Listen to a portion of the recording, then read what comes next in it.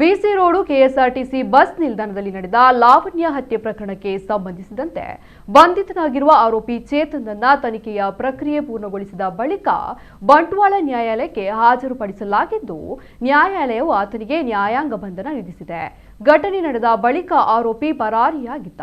ನಂತರ ವಿಷಕಾರಿ ಪದಾರ್ಥ ಸೇವಿಸಿದ್ದ ಆತನನ್ನ ಚಿಕಿತ್ಸೆಗಾಗಿ ಮಂಗಳೂರಿನ ಸರ್ಕಾರಿ ಆಸ್ಪತ್ರೆಗೆ ದಾಖಲಿಸಲಾಗಿತ್ತು. ಚಿಕಿತ್ಸೆ ಬಳಿಕ ವೈದ್ಯರ ಅನುಮತಿ ಮೇರೆಗೆ ಬಂಟ್ವಾಳ ಪೊಲೀಸರು ಆತನನ್ನ ವಶಕ್ಕೆ ಪಡೆದು ನ್ಯಾಯಾಲಯಕ್ಕೆ ಹಾಜರುಪಡಿಸಿದ್ರು.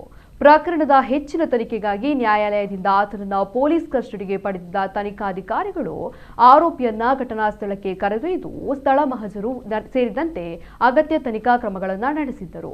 ಪೊಲೀಸ್ ಕಸ್ಟಡಿ ಅವಧಿ ಮುಗಿದ ಹಿನ್ನೆಲೆಯಲ್ಲಿ ಆರೋಪಿಯನ್ನ ಮತ್ತೊಮ್ಮೆ ಬಂಟ್ವಾಳ ನ್ಯಾಯಾಲಯಕ್ಕೆ ಹಾಜರುಪಡಿಸಲಾಯಿತು. ಪ್ರಕರಣದ ದಾಖಲೆಗಳನ್ನು ಪರಿಶೀಲಿಸಿದ ನ್ಯಾಯಾಲಯವು ಆರೋಪಿ ಚೇತನ್ಗೆ ನ್ಯಾಯಾಂಗ ಬಂಧನ ವಿಧಿಸಿ ಆದೇಶ ಹೊರಡಿಸಿದೆ.